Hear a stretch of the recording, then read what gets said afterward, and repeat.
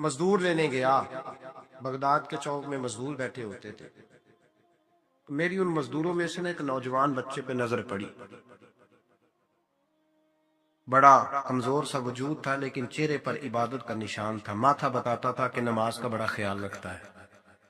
میں اس کے قریب گیا، چہرے بھی بڑا کچھ بتاتے ہیں نا، چہروں میں بھی بڑی رانائی ہوتی ہے۔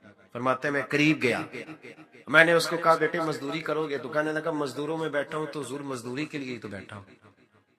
تو میں نے کہا کہ چلو پھر، کہنے لگا نہیں میری کچھ شرطیں۔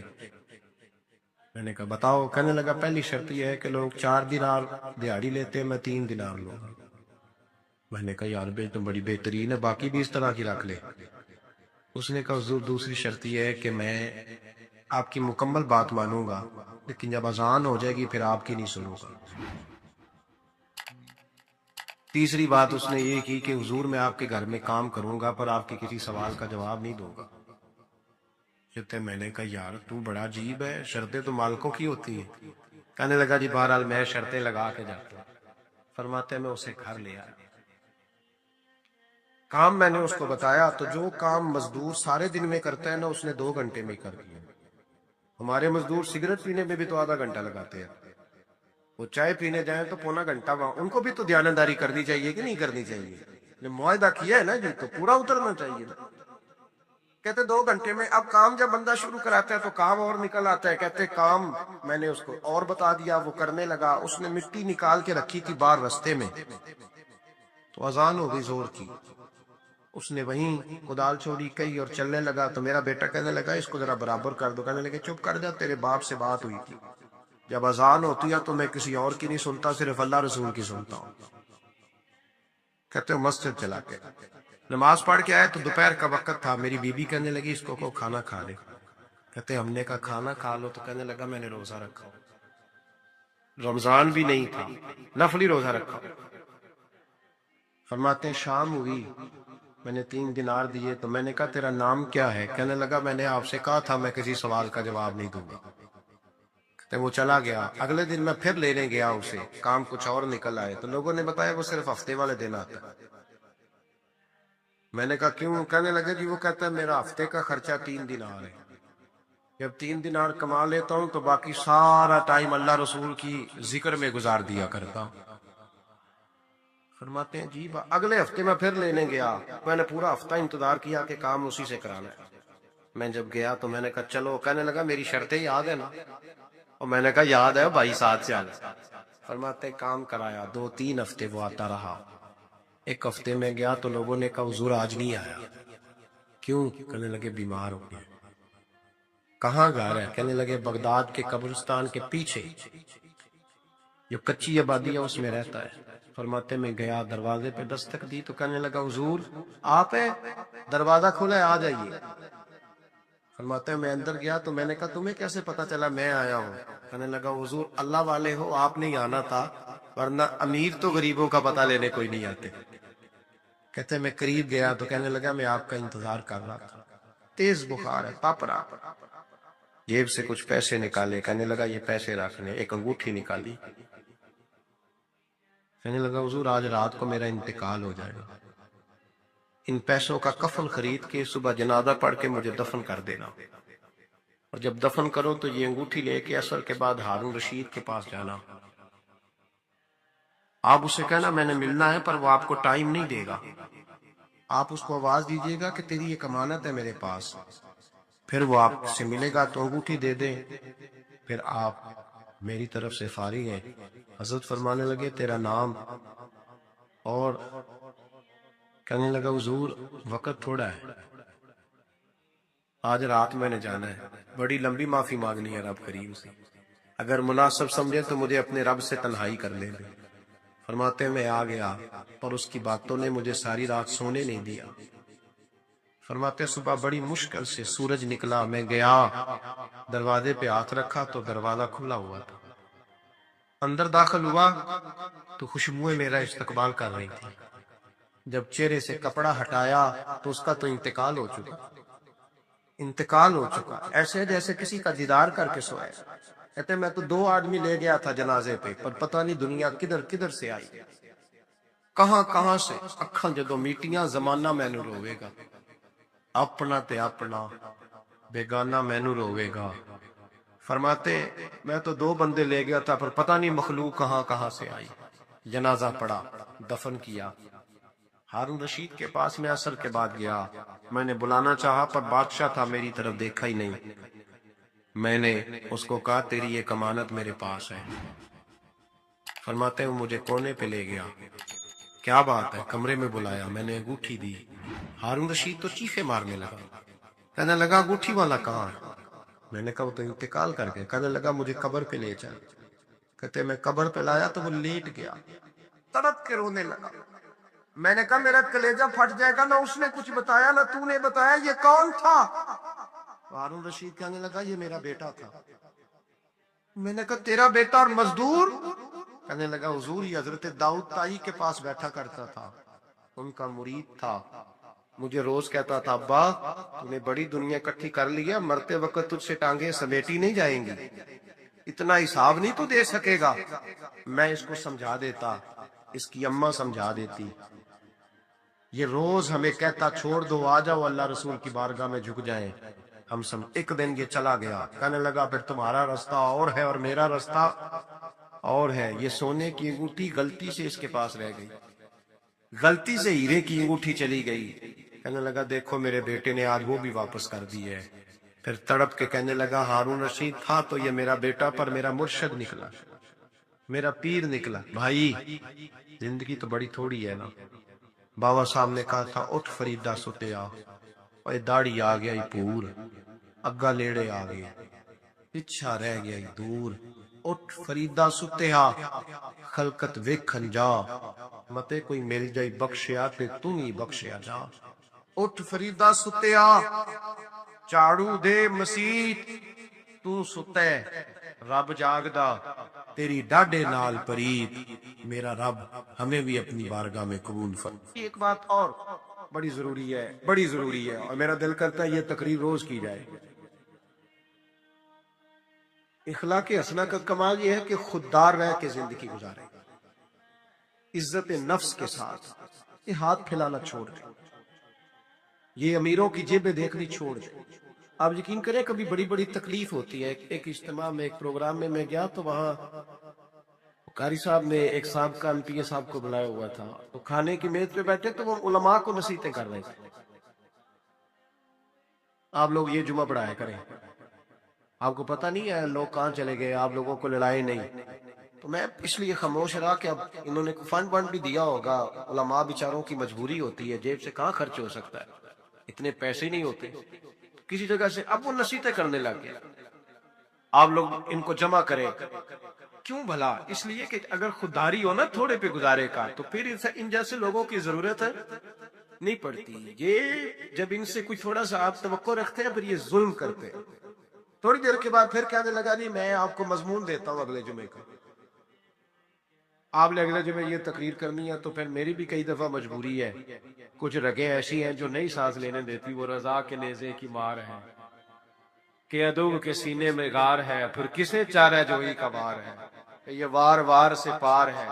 تو کئی دفعہ مجبوری ہوتی ہے نا، ایک سیٹ تے پکھڑا کوار گندل اسی اور بھی بوٹیاں جان گئے، تو وہ مطلب اس نے سمجھا کہ ساری ایسے کہنے لگا جی پھر بولے آپ وعدہ کرتے ہیں، میں کہ چوری صاحب کی کم کر دے ہو، کہندہ پانڈے بنانے، میں کہ وہی بنایا کرو تیار نہیں۔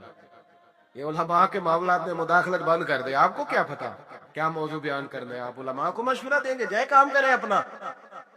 کبھی کسی نے اٹھ کے پائلٹ کو مشورہ دیا ہے کہ جہاز صحیح چلا، اس کے پاس ٹریننگ ہے، وہ مرضی کرے گا، جس طرح کا اس کا دل کرے گا وہ چلائے گا۔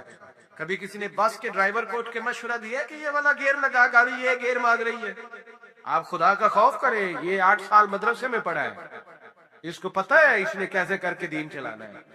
اور علماء نے الحمدللہ علماء یہ جتنی آپ کو کہتے نہیں مولویوں نے کیا کیا ہے، تو میں نے کہا مسجدیں کم ہوتی ہے، قرآن سنانے والے زیادہ ہوتے ہیں، یہ علماء کی محنت ہے اللہ کے فضل سے۔ ہر مسجد میں اذانیں ہوتی ہے، جمعے کا خطبہ ہوتا ہے، یہ علماء کی محنت ہے۔ اور پھر میں نے ان سے قبلہ سے بھی عرض کی، میں نے کہا چھوڑ دے آپ ہمیں بلائیں، مسجد والا سپیکر چلائیں، اب کوئی بندوبست نہ کریں، آپ مسجد کی چٹانیاں بچھائیں، ہم کو محتاج ہے کہ ہمیں بہت زیادہ بندوبست ہوگا تو نوٹ گریں گے تو تب بھی تقریر ہوگی یہ رسول اللہ کا دین ہے. اگر کفار مکہ کے مجمع میں کھڑے ہو کے اکیلے جناب ابو بکر صدیق مصطفیٰ کی شانیں بیان کر سکتے ہیں تو ہم بھی ہر جگہ کھڑے ہو کے بیان کر سکتے ہیں. کوئی ایسا مشکل کام نہیں ہے. Y tal, Lucky, y la voy a...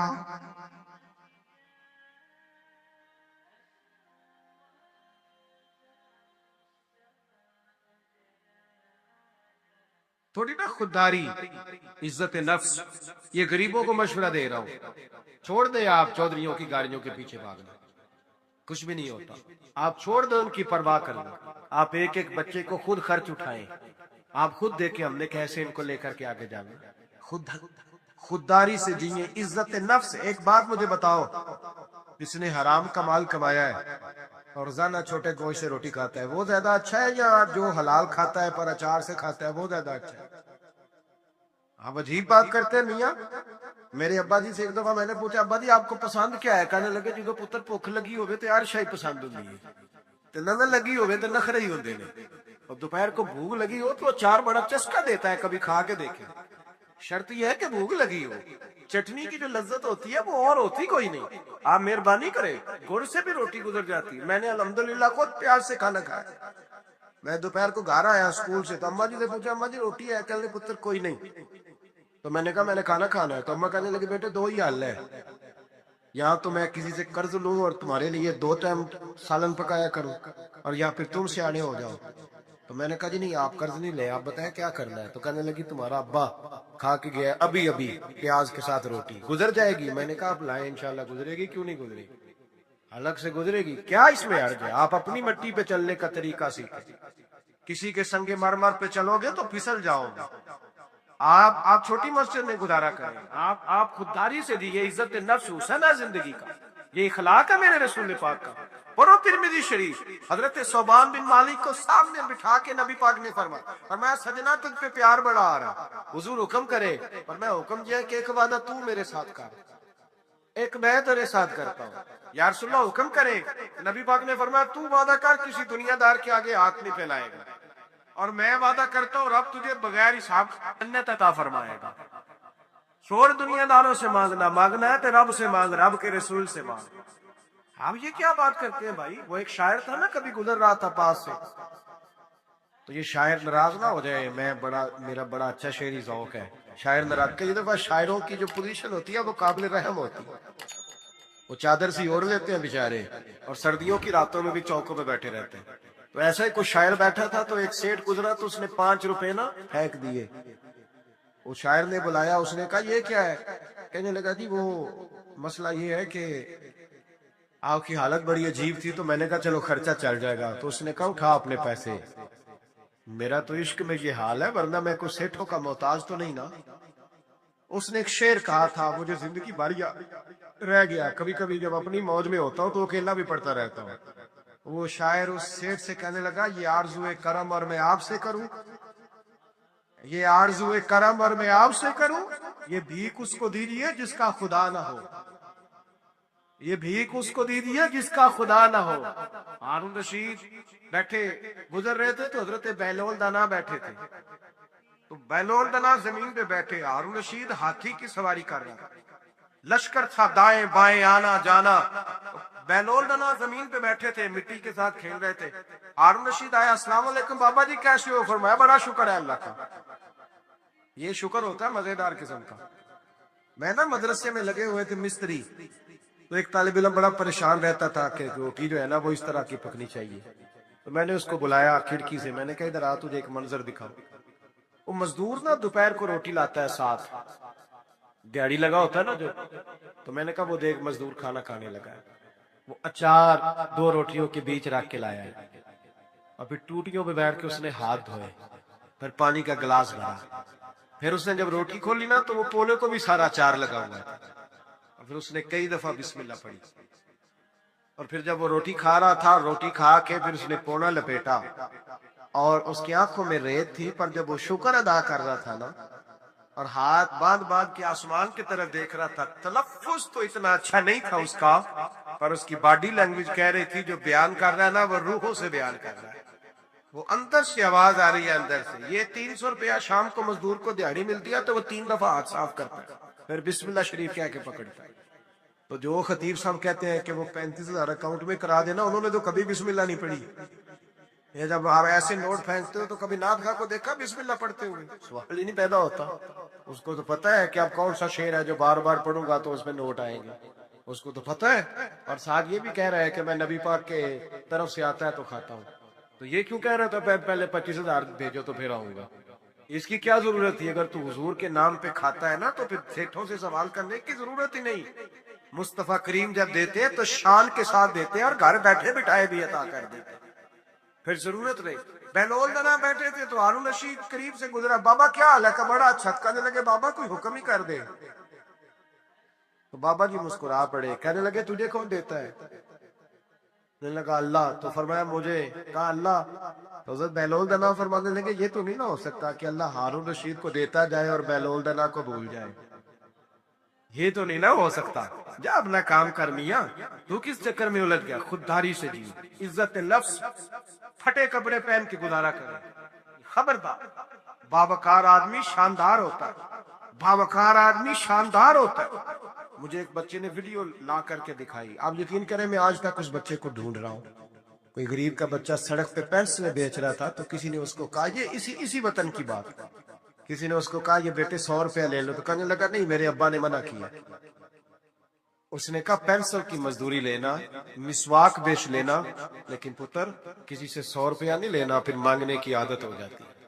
پھر انسان کو مفت کے دسترخوان پہ مزہ آتا ہے۔ حضرت سالم بن عبداللہ بن عمر، جناب عمر کے پوتے، طواف کعبہ کر رہے تھے، بیت اللہ کا طواف کر رہے تھے۔ طواف کرتے کرتے خانہ کعبہ کے دروازے کے سامنے مقام ملتزم کے پاس کھڑے ہوئے تو خلیفہ عبد الملک بن مروان آ گیا۔ السلام علیکم کے بعد کہنے لگا حضور میں گورنر ہوں مکے کا، کوئی حکم ہو تو بتائیے گا۔ طواف مکمل ہوا ہے، خانہ کعبہ کے گیٹ کے کوئی حکم؟ حضرت سالم بن عبداللہ فرمانے لگے یار تجھے کس پاگل نے گورنر بنا دیا ہے؟ کس بیوقوف نے تجھے یہ عہدہ دیا؟ کہتے مجھے بھی کوئی مرد پہلی دفعہ ملا تھا، میرے پیروں تک پسینہ آ گیا، میں خدمت پوچھنے آیا تو انہیں کلاس لگا دی، کس بیوقوف نے تجھے گورنر بنایا؟ میں نے کہا حضور کیا ہوا؟ کہنے لگے تو عجیب آدمی، اللہ کے گھر میں آ کے، بیت اللہ کے سامنے کھڑے ہو کے، رب کریم کے گھر کے دروازے کے پاس آ کے بھی میں دنیا داروں سے مانگوں گا، یہاں کے بھی میں نوابوں سے سوال کروں گا، چل بیٹھ جا۔ وہ کہتے ہیں میں کانپنے لگ گیا کہ یہ کس مرد سے ملاقات ہو گئی ہے۔ یہاں تو آپ کو پتہ ہے نا، اللہ خیر کرے، مسلح کے نیچے جو مرضی رکھ دو، کوئی حال ہی نہیں الا ماشاءاللہ۔ کہتے ہیں کہ کدھر سے آ گئے تو چل دوڑ۔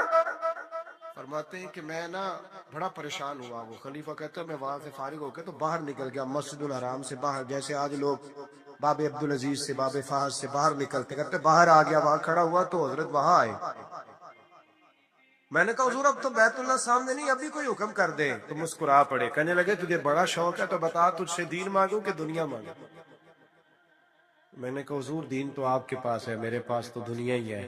تو ہنسنے لگے، فرمانے لگے دنیا تو میں نے اس سے کبھی نہیں مانگی جس نے دنیا بنائی ہے، میں تو اس سے بھی اس کے محبوب کے دروازے کی غلامی مانگتا ہوں، میں تو کبھی اس سے دولت نہیں مانگنے گیا تو تجھ سے مانگوں گا؟ خودداری، عزت نفس۔ میرے غریب کا مسئلہ یہ ہے کہ میرا امیر کہتا ہے کہ یہ ریٹ لے لے گا، ووٹ دے دے گا، گلی بنوا لے گا، ووٹ لے لے گا، نہ ایسا کرو، خودداری سے جینا سیکھ۔ ام ربیعہ ایک خاتون تھی، بڑی نیک عورت تھی، بغداد میں رہتی۔ اللہ تبارک و تعالیٰ نے بڑی دولت عطا فرمائی، ان کی شادی بھی ایک دولت مند سے ہوئی، ایک دولت مند سے شادی ہوئی۔ فرماتی ہیں کہ میں چھت پہ بیٹھی تھی اپنے شوہر کے ساتھ، وہ دولت مند تو بڑا تھا پر متکبر بھی بڑا تھا۔ دروازے پہ فقیر مانگنے آیا تو میرا خاوند بالکنی سے جھانک کے کہنے لگا اسے کچھ نہ دینا، اس دکاندار ہے، یہ دنیا دار بنے ہوئے ہیں، جان بوجھ کے مانگتے ہیں۔ تو میں نے کہا میں تیری دولت سے نہیں دوں گی، میرے میکے سے جو کچھ آیا اس میں سے دینے کی اجازت دینا۔ اس نے کہا جانا ہی نہیں۔ عورت کہتی ہے اس مانگنے والے کا، اس جو دروازے پہ شخص کھڑا تھا، اس کے مانگنے والے کا جو انداز تھا وہ بتاتا تھا کہ کئی دنوں کا بھوکا ہے۔ اس جوان کے چہرے پر عجیب بھوک تھی، کہتی میں شوہر سے نظر بچا کے آئی، اور میں نے چند دینار اس کی ہتھیلی پہ رکھے. جب رکھ کے میں نے دروازہ بند کیا تو سامنے میرا شوہر. کہنے لگا میری بغیر اجازت کے دیتی ہے, جا تجھے 3 طلاقیں. کہتی میں عزت مند باپ کی بیٹی طلاق لے کے گھر آ گئی. جرم میرا یہ ہے کہ میں نے اللہ کے راستے میں خیرات کی ہے. کہتی ہیں میرا والد پریشان کہ غلطی جس کی مرضی ہو, قصور تو بیٹیوں کا ہی ہوتا ہے. لڑکے پاک کے پاک رہ جاتے ہیں, منگنی بھی ٹوٹ جائے تو بچی کی جو حالت ہوتی ہے وہ کوئی بتا سکتا ہے؟ تو کہتی ہے میں شدید پریشان, میرے والد اور والدہ بھی پریشان, رشتہ کہاں سے آئے گا؟ 1-2 سال ہم شدید کرب میں رہے, رشتہ آیا تو بڑے امیر آدمی کا. میں طلاق یافتہ تھی پر بندے کوارے کا رشتہ آیا. کہتے ہیں جب وہ رشتہ ہو گیا میں پہلے دن اپنے خاوند کے پاس گئی تو مجھے کہنے لگا مجھے جانتی ہو میں کون ہوں؟ میں نے کہا نہیں. کہنے لگا میں وہی ہوں جو تیرے دروازے پہ خیرات لینے آیا تھا. تجھے میری وجہ سے طلاق ہوئی تو میں اسی رات جا کے مصلے پہ رویا کہ مولا میری وجہ سے بیچاری کا گھر اجڑ گیا. پھر میں نے 18 گھنٹے محنت کی تو میں نے تجھے عزت دینے کے لیے. کہنے لگا اب تجھے بیوی بنا کے نہیں مہرانی بنا کے رکھوں گا, میں تیری نوکری کروں گا, تو میری محسنہ ہے. کہتی ہیں 1 سال گزرا, مجھے اللہ نے بیٹا بھی دیا, میں چھت پہ اپنے شوہر کے ساتھ بیٹھی, دروازے پہ مانگنے والا آیا تو میرا شوہر سارے کام خود کرتا تھا. آج جب مانگنے والا آیا تو کہنے لگا جب کوئی مانگنے آیا تو نے دینے جانا ہے.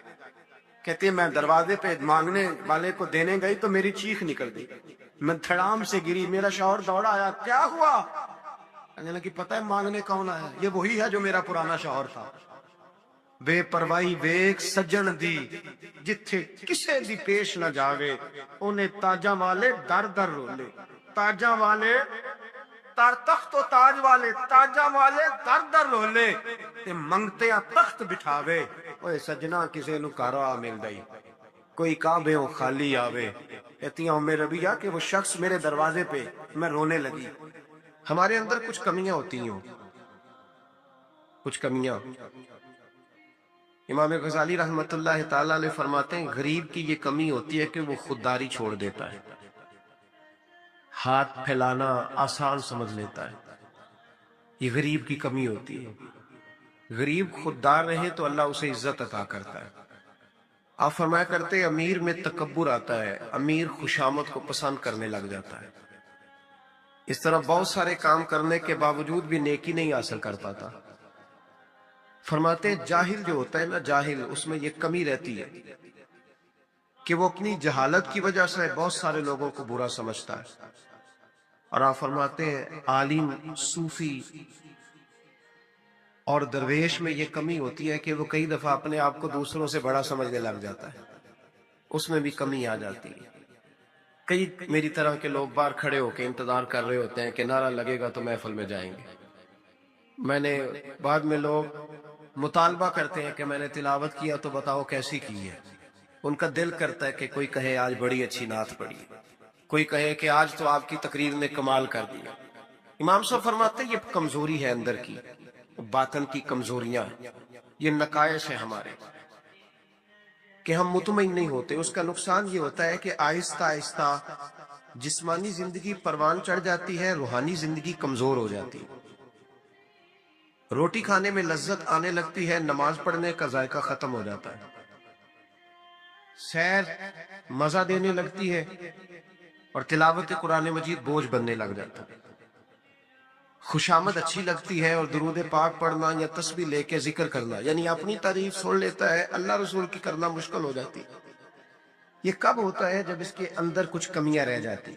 بخار چڑھنے سے انسان کا چہرہ مورا اسی طرح رہتا ہے, لیکن چونکہ اس کا باطنی نظام خراب ہو جاتا ہے, اب مرضی کا کھانا بھی پکا ہو تو کھانے کو دل نہیں کرتا کیونکہ اندر کا نظام گڑبڑ ہو گیا. اگر تو اپنی اس کمزوری کو دور کرنے میں کامیاب ہو گیا تو پھر تو کامیاب ہے, اور اگر تو اس کمزوری میں الجھ گیا تو پھر تو پہلے سے بھی زیادہ تباہ ہو. لَقَدْ خَلَقْنَا الْإِنسَانَ فِي أَحْسَنِ تَقْوِيمٍ, ہے یہ سب سے پیارا, لیکن ثُمَّ رَدَدْنَاهُ أَسْفَلَ سَافِلِينَ, کئی دفعہ گر جاتا ہے سب سے نچلے طبقے. ایک غلطی ہوتی ہے, ایک گناہ ہوتا ہے, اس کو لوگ ٹھیک نہیں کرتے, اپنے آپ پر محنت نہیں کرتے. ایک گناہ ساری باطنی بیماریوں کا پیش خیمہ بنتا. میرے نبی پاک صلی اللہ علیہ وسلم کا کمال یہ ہے کہ حضور صلی اللہ علیہ وسلم نے نا لوگوں کے دلوں میں بات بٹھا دی تھی کہ گناہ گناہ ہوتا ہے. گناہ آج کا سب سے بڑا مسئلہ یہ ہے کہ لوگ گناہ گار ہو کے بھی اپنے آپ کو گناہ گار ماننے کو تیار نہیں، تسلیم نہیں کرتے. پتہ ہے میں متکبر ہوں، پتہ ہے جو آدمی کہتا ہے نا فلاں نے مجھے سلوٹ نہیں کیا، اصل میں وہ خود متکبر ہوتا ہے، لیکن وہ سامنے والے پہ الزام لگا رہا ہے دیکھو جی مجھے ہی سلوٹ نہیں کیا. تو بھئی آپ کون ہوتے ہیں پہلے بتائیں نا. جو آپ نے بات کر دی کہ مجھے سلوٹ نہیں ہوا تو یہ آپ نے سامنے والے پر اعتراض کیا کہ وہ متکبر ہے. تو دراصل مسئلہ کیا ہے؟ دراصل بات یہ ہے کہ آپ کے اندر روگ ہے. وہ جو آپ کہتے ہیں نا وہ فلانا دیکھو جی پتہ نہیں کیا سیاست کی ہے چمک گیا ہے، تو آپ ماننے کو کیوں نہیں تیار کہ آپ جالس ہے اس سے؟ کیوں نہیں مان لیتے کہ حسد ہے؟ کیوں نہیں مان لیتے کہ اللہ کا فضل اگر اس پہ ہوا ہے تو آپ کی طبیعت مان نہیں رہی؟ کیوں نہیں مان لیتے؟ یہ ہوتا ہے.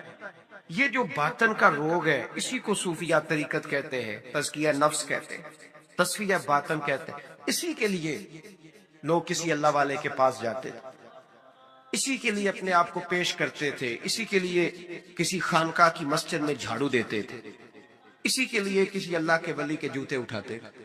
اسی کام کے لیے وہ لوگ کہیں جایا کرتے تھے کہ جو روگ ہے نا اندر کا. ہم لوگ گناہ کو گناہ نہیں سمجھتے. میرے محبوب نے احساس پیدا کیا گناہوں کا. میں جمعے میں کہہ رہا تھا کہ حضرت عمر فاروق رضی اللہ تعالیٰ عنہ نے جو بڑا انقلاب برپا کیا نا، وہ اس لیے نہیں کیا کہ آپ کی فوجی طاقت بڑی مضبوط تھی، وہ اس لیے نہیں ہو گیا، حالانکہ مضبوط تھی وہ بھی. اس لیے نہیں کیا کہ آپ بڑے بہترین سیاستدان تھے، آپ کو تدبیر بڑی عمدہ آتی تھی، یہ ساری باتیں ٹھیک تھی، لیکن حضرت عمر نے انقلاب اس لیے برپا کیا کہ ان کی روحانی زندگی بڑی مضبوط تھی. اور اللہ قرآن مجید میں فرماتا ہے یا ایھا الذین آمنوا ان تتقوا اللہ یجعل لکم فرقان. ایمان والو اگر تم مجھ سے ڈرو گے تو میں تمہیں بصیرت کی روشنی عطا کروں گا، میں تمہیں شعور کی دولت دوں گا، تمہیں حق اور باطل میں صحیح فیصلے کی تمیز عطا کر دوں. دیکھیں کون سا انعام قرآن نے بیان. دیکھیں نا دنیا میں خوش نصیب بندہ ہوا ہے جس کے فیصلے صحیح ہوتے ہیں، جس کے فیصلے. تو ان تتقوا اللہ یجعل لکم فرقان، یہ سورہ انفال کی آیت نمبر 29 ہے، کبھی پڑھیے گا. قرآن مجید کی آیات بڑا مزہ دیتی ہیں. فرمایا اگر تم مجھ سے ڈرو گے تو میں تمہیں بصیرت کی روشنی دوں گا، باطن کا نور دوں گا، پھر تمہاری سادی باتیں بھی بڑے بڑے انقلاب پیدا کر جائے گی، پھر تمہارے لب و لہجے کی سادگی بھی بڑا کچھ کر جائے گی. لیکن شرط یہ ہے کہ ان تتقوا اللہ، تعلق بندوں سے نہ رکھنا، تعلق اللہ سے رکھنا، اللہ سے ڈرنا. وَيُكَفِّرْ عَنْكُمْ سَيِّئَاتِكُمْ وَيَغْفِرْ لَكُمْ، فرمایا میں تمہارے گناہ بھی معاف کر دوں گا اور تمہاری بخشش بھی فرما دوں گا. حضرت عمر فاروق نے نا ایک دن مچھلی کھانے کو دل چاہا. ہماری منصوبہ بندی ہوتی ہے جب لوگ جمعہ پڑھنے آتے ہیں تو گھر میں چھوٹا گوشت دے کے آتے ہیں، سخت گرمیوں میں بھی کہتے ہیں میرے آنے تک نے اس کو پکا لینا. تو بہو بیچاری اگر کبھی نمک زیادہ ڈال لینا تو ابھی حاجی صاحب جو نماز پڑھ کے آئے ہیں تازی، وہ آتے ہی فوراً کہتے ہیں اپنے بیٹے سے کہ اتنا بھی نہیں تو نے اس کو سکھایا کہ میرے ابا نے خود تجھے گوشت لا کے دیا ہے. تو ایک جیتی جاگتی خاتون، ایک مسلمان جس کو بیٹی بنا کے لایا ہے، اس کی انسلٹ کر دی جاتی ہے، توہین ہو جاتی ہے، اور اس کے باوجود وہ حاجی صاحب ناراض ہوتے ہیں. پتہ ہی کوئی نہیں میں مطلب ماں بدولت میں حاجی بھی ہوں، نمازی بھی ہوں، سیٹ بھی ہوں، چودھری بھی ہوں، نواب بھی ہوں، اور میرا گوشت خراب کر دیا. یہ ہماری خواہشات نفس نے بڑے لوگ کچل دیے. وہ لوگ اپنی غلطی کو غلطی سمجھتے. حضرت عمر کبھی کوئی خواہش نہیں کی، مچھلی کھانے کو دل چاہا تو آپ کے غلام کا نام یرکا تھا. کچھ غلام بڑے وفادار ہوتے ہیں، وہ بیٹوں سے بھی پیارے ہو جاتے ہیں. حضرت مولا علی کے غلام تھے کمبر. ایک دن کمبر نے کہا حضور آپ نے کبھی خوش ہو کے بتایا نہیں کہ آپ کتنے خوش ہیں. تو آپ فرمانے لگے میں تجھے خوش ہو کے بتاتا نہیں میں تجھ سے کتنا خوش ہوں. جب میں تجھ سے خوش ہوتا ہوں نا تو میں تیرے لیے اسی طرح دعا مانگتا ہوں جس طرح میں اپنے حسن اور حسین کے لیے دعا مانگتا ہوں.